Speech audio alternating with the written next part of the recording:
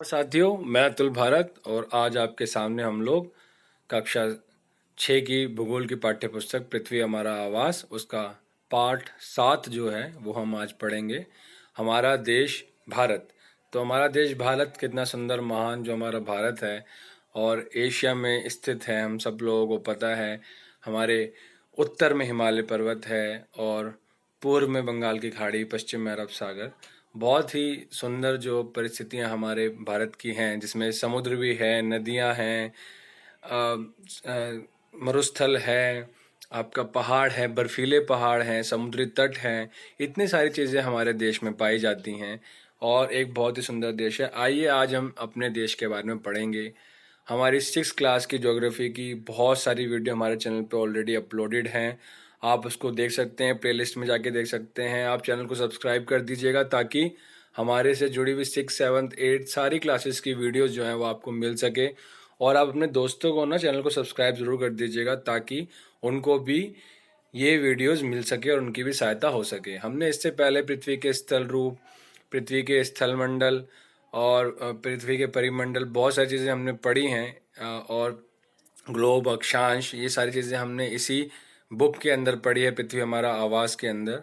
और आपको ये सारी वीडियोस हमारे इसी चैनल पे मिल जाएंगी और उन सारे चैप्टर्स के क्वेश्चन आंसर भी मिल जाएंगे, वो भी लिखित रूप में। तो आप हमारे चैनल को विजिट ज़रूर करिएगा ताकि आपको मिल जाए। आइए समय गवाए बिना हम लोग शुरू करते हैं। भारत एक भौगोलिक विस्तार वाला देश है।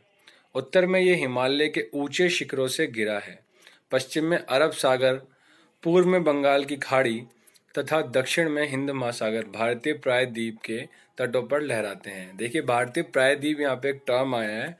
प्रायद्वीप का मतलब होता है वह भूमि का भाग जो 3 दिशा से समुद्र से घिरा हुआ होता है, वह प्रायद्वीप होता है। हमारा द्वीप तो कहला नहीं सकते क्योंकि हम चारों तरफ से नहीं पानी से घिरे हुए, तो हम प्रायद्वीप है क्योंकि हमारे पूर्व में बंगाल की खाड़ी है, पश्चिम में अरब सागर है और दक्षिण में हिंद महासागर है। तो 3 तरफ से पानी से घिरी हुई जो लैंड होती है, जो स्थल होता है, वह प्रायद्वीप कहलाता है। ये मैंने आपको एक्सटर्नल बता दिया है और ये बहुत इंपॉर्टेंट चीज़ है, कभी भी क्वेश्चन आ सकता है। भारत का क्षेत्रफल 32,80,000 वर्ग किलोमीटर है। मैंने इसको ऐसे इसलिए पढ़ा क्योंकि हम 32.8 लाख वर्ग किलोमीटर पढ़ते हैं, लेकिन असलियत में क्या है कि 32 लाख, मतलब इसका अर्थ है 32.8 का अर्थ है कि 32,80,000 वर्ग किलोमीटर है। उत्तर में कश्मीर से लेकर दक्षिण में कन्याकुमारी तक इसका विस्तार लगभग 3200 किलोमीटर, 3200 किलोमीटर है तथा पूर्व में अरुणाचल प्रदेश से लेकर पश्चिम में कच्छ, कच्छ मतलब जो गुजरात में है, कच्छ तक इसका विस्तार लगभग 2900, 2900 किलोमीटर तक है। ऊंचे ऊंचे पर्वत, भारतीय मरुस्थल, उत्तरी मैदान, असमान पठारी सतह, तटीय भाग एवं द्वीप समूह स्थल रूपों की विभिन्नता को दर्शाते हैं। यहाँ जलवायु, वनस्पति, वन्य जीवों के साथ साथ भाषा एवं संस्कृति में भी बहुत भिन्नता है। बहुत डाइवर्सिटी आपको देखने को मिलती है, बहुत अलग अलग आप चीज देखते हैं। इस भिन्नता में, डिफरेंट में भी हम एकता को पाते हैं जो हमारी परंपराओं में दिखती है। यही कारण है कि हम एक राष्ट्र में बंधे हैं। वर्ष 2011 से अब तक भारत की आबादी 120 करोड़ से अधिक हो चुकी है। यह चीन के बाद विश्व का दूसरा सबसे अधिक जनसंख्या वाला देश है। तो आपको यहाँ पे एक चीज और पता लग गई कि भारत जो है वह जनसंख्या के आधार पर सबसे बड़ा दूसरा देश है और सबसे जो पहला देश है वह चीन है, जनसंख्या के आधार पर। और आपको कमेंट बॉक्स में लिख के बताना है कि क्षेत्रफल के आधार पर भारत कौन सी स्थिति, मतलब भारत की कौन सी रैंक है, भारत कौन सी उस पे आता है, ठीक है, विश्व का कौन से बड़ा देश है, क्षेत्रफल के आधार पे आपको कमेंट में बॉक्स में लिख के बताना है। स्थिति, भारत उत्तरी गोलार्ध में स्थित है। उत्तरी गोलार्ध आपको पता है, हमने बताया हुआ है कि उत्तरी गोलार्ध दक्षिण गोलार्ध क्या है। और अगर आपको कोई भी डाउट है तो आप हमारी पुरानी वीडियोस देख सकते हैं। कर्क रेखा 23.5 डिग्री उत्तर देश के लगभग मध्य भाग से होकर गुजरती है, ठीक है। चित्र 7.2 में अभी हम देखेंगे। दक्षिण से उत्तर की ओर भारत की मुख्य भूमि का विस्तार 8 डिग्री 4 मिनट उत्तर तथा 37 डिग्री 6 मिनट उत्तर अक्षांशों के बीच है। ठीक है, आपको हमेशा ये इस तरीके से पढ़ना है। 8 के बाद जो आएगा वो डिग्री आएगा और 4 के बाद जो आएगा उसको हम मिनट पढ़ेंगे। ठीक है, आपको ये याद रखना है। तथा 47 डिग्री 6 मिनट उत्तर अक्षांश के बीच में है। भारत की ये हमारी स्थिति है अक्षांश में। और पश्चिम से लेकर पूर्व तक भारत का विस्तार 68.7 मिनट पूर्व तथा 97 डिग्री 25 मिनट पूर्व ईस्ट देशांतरों के बीच है। तो अक्षांश और देशांतर में आपको कंफ्यूज नहीं होना है, इसके बारे में हमने बता रखा है अक्षांश क्या होते हैं और देशांतर क्या होते हैं। ठीक है, लैटिट्यूड और लॉन्गिट्यूड में आपको पता है। अक्षांश हम विश्व को पूर्वी एवं अगर हम विश्व को पूर्वी एवं पश्चिम गोलार्ध में बांटते हैं तो भारत की स्थिति किस गोलार्ध में होगी। ठीक है, अभी ऊपर ही आपको बताया और आपको ये कमेंट में लिखना भी है। बहुत बड़े देशांतरीय विस्तार लगभग 29 डिग्री के कारण यहाँ के दो छोर पर स्थित स्थानों के स्थानीय समय में बहुत अधिक अंतर हो सकता था। इस तरह की दूरी पर स्थित दो स्थानों के बीच समय का अंतर लगभग 2 घंटे का होगा। जैसा कि आपने पहले पढ़ा है कि प्रत्येक 1 डिग्री देशांतर के लिए स्थानीय समय में 4 मिनट का अंतर होता है ना। और पश्चिम में गुजरात की अपेक्षा पूर्व के अरुणाचल प्रदेश में सूर्य उदय लगभग 2 घंटे पहले होता है। यही आप पहले पढ़ चुके हैं कि 82 डिग्री 30 मिनट मतलब 82.5 डिग्री पूर्व देशांतर के स्थानीय समय को भारत का मानक समय क्यों माना गया है। इस यामयोत्तर को भारत का मानक यामयोत्तर भी कहा जाता है।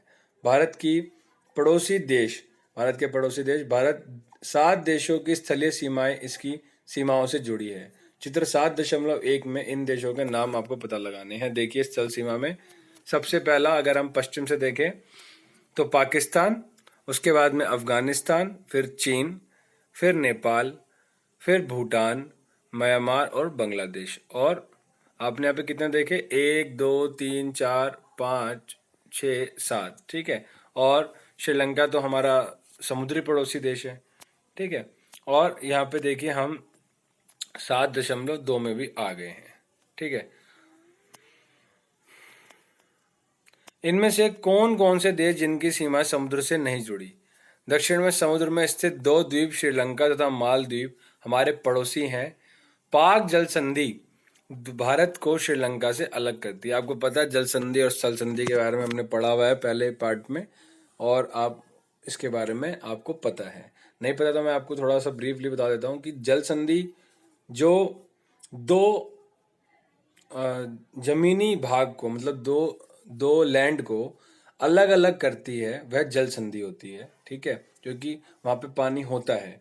और स्थल संधि वह होती है जिसकी वजह से दो समुद्र, दो महासागर या सागर की वजह उस स्थल की वजह से वो 2 सागर जो होते हैं अलग होते हैं। ठीक है, जैसे पनामा स्थल संधि जो है अटलांटिक महासागर को प्रशांत महासागर से अलग करती है। और यहाँ पे पाक जल संधि, पानी की संधि हमारे मतलब 2 बड़े बड़े पृथ्वी के जो भूमि है उन भूमि के बीच में जब जल आ जाता है तो वो है जल संधि कहलाता है। और उस जल संधि के कारण 2 जो देश है या 2 जो लैंड है वो अलग अलग हो जाती हैं। ठीक है, वो जुड़ी हुई नहीं रह जाती, इसलिए उसको जल संधि कहते हैं। तो आपको ये क्लियर होना चाहिए। भारत एक विशाल देश है। प्रशासनिक क्रियाकलापों के लिए देश को 29 राज्यों एवं 7 केंद्र शासित प्रदेशों में बांटा गया है। दिल्ली भारत की राजधानी है। राज्यों का निर्माण मुख्यतः भाषाओं के आधार पर हुआ है। क्षेत्रफल की दृष्टि से सबसे बड़ा राज्य राजस्थान है तथा सबसे छोटा राज्य गोवा है। राज्यों को जिलों में बांटा गया है। ठीक है, और यहाँ पे आपको बहुत सुंदर ये जो हमारे भारत का मैप है प्यारा सा, ये आपको देखने को मिलेगा जिसमें आपको पता लगेगा कि भारत में पहाड़ कहाँ पे है, पठार कहाँ पे है, मैदानी क्षेत्र कहाँ पे है और नदियाँ कहाँ पर हैं, है ना। तो आपको यहाँ पे देखने को मिल रहा है। आप इसको आराम से जूम करके देख सकते हैं, स्क्रीनशॉट लेके देख सकते हैं कि ये किस तरीके से यहाँ पे हैं। ठीक है, जो ये ब्राउन कलर की जो लाइन है ये हमारे पर्वत और पहाड़ी श्रेणियाँ हैं, और उसके बाद में जो ऑरेंज कलर है वह हमारे पर्वतीय प्रदेश दिखाता है। तो आपको बताना पर्वतीय प्रदेश हमारे कौन कौन से हैं। येलो कलर हमारे पठार दिखाता है कि पठारी प्रदेश, और ग्रीन कलर हमारे मैदानी क्षेत्र दिखाता है। जो नीली नीली जो ये लाइंस हैं ये हमारी नदियां हैं। आपको एक चीज़ बता देता हूँ कि सिर्फ भारत की 2 ही नदियां पूर्व से पश्चिम की तरफ अरब सागर में जाके मिलती है, जो है नर्मदा और तापी, जो आप यहाँ पे देख सकते हैं, नर्मदा और तापी। बाकी सारी नदियां पश्चिम से पूर्व या उत्तर से पूर्व की तरफ बहती हैं, देख सकते हैं आप। ठीक है, गंगा, महानदी, चंबल, कृष्णा, कावेरी, गोदावरी, इस प्रकार से। चलिए आगे बढ़ते हैं। भौतिक विभाजन। भारत में पाई जाने वाली भौतिक आकृतियां विभिन्न प्रकार की हैं, जैसे पर्वत, पठार, मैदान, तट तथा द्वीप समूह। उत्तर में बर्फ से ढका हिमालय संतरी का कार्य करता है। संतरी मतलब जो रक्षा करता है हमारी। हिम प्लस आल्य का मतलब होता है बर्फ का घर। हिमालय पर्वत को 3 मुख्य समानांतर श्रृंखलाओं में बांटा जाता है। सबसे उत्तर में स्थित श्रृंखला को वृहत हिमालय या हिमाद्री कहते हैं। इस श्रृंखला में विश्व की सबसे ऊंची शिखर है, आपको बताना है कौन सा है। मध्य हिमालय या हिमाचल हिमाद्री के दक्षिण में स्थित है। बहुत से लोकप्रिय पहाड़ी स्थान यहाँ स्थित हैं। 5 पहाड़ी स्थानों के नाम का आपको पता लगाना है। और शिवालिक सबसे दक्षिण में स्थित है, यहाँ पे थोड़ा बर्फ आपको नहीं मिलेगी। हिमालय के सबसे थर्ड लेयर। हिमालय के दक्षिण में भारत का उत्तरी मैदान स्थित है। ये मैदान समतल तथा सपाट है। यह मैदान सिंधु, गंगा, ब्रह्मपुत्र तथा इनकी सहायक नदियों के द्वारा लाए गए जलोढ़ मिट्टी के निक्षेपों से बने हैं। नदियों के ये मैदान कृषि के लिए उपजाऊ भूमि प्रदान करते हैं। यही कारण है कि इन मैदानों में जनसंख्या अधिक है। भारत के पश्चिमी भाग में भारतीय महामरुस्थल स्थित है। आपको बताना है क्या नाम है उसका। यह शुष्क, गर्म तथा रेतीला स्थल है। यहाँ वनस्पति की मात्रा बहुत कम है। उत्तरी मैदानों के दक्षिण में प्रायद्वीपीय पठार स्थित है। इसकी आकृति त्रिभुजाकार है। इसका धरातल काफी ऊंचा नीचा है। इस क्षेत्र में बहुत सी पहाड़ियां, श्रृंखलाएं तथा घाटियां स्थित है। इसके उत्तर पश्चिम में अरावली श्रृंखला स्थित है, जो विश्व की सबसे पुरानी श्रृंखला है। विंध्याचल एवं सतपुड़ा भी महत्वपूर्ण श्रृंखलाएं हैं। इन श्रृंखलाओं से होकर नर्मदा तथा तापी नदियां बहती हैं। ये पश्चिम की तरफ बहने वाली नदियां हैं जो अरब सागर में गिरती हैं। इस पठार के पश्चिम में पश्चिमी घाट या सह्याद्री तथा पूर्व में पूर्वी घाट स्थित है।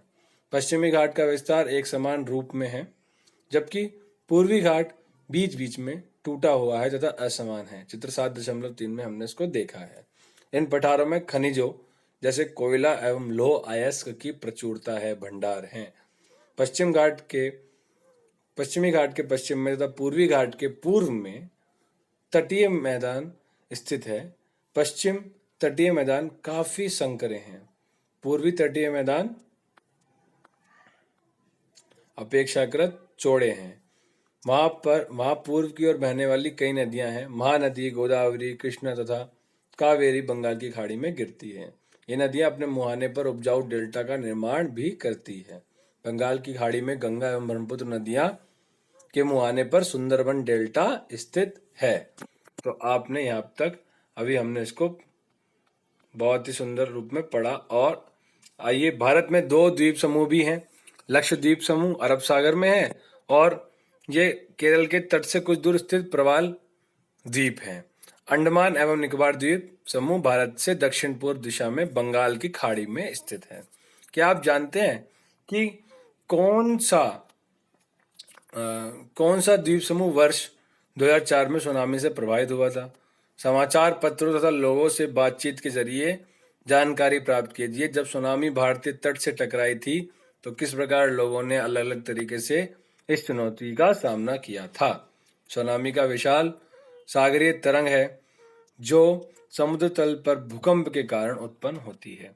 तभी हमने यहाँ पे पढ़ा कुछ चीजें हैं। यहाँ पे देखिए, सुनामी का चित्र बनाया एक बच्चे ने, बहुत सुंदर सा।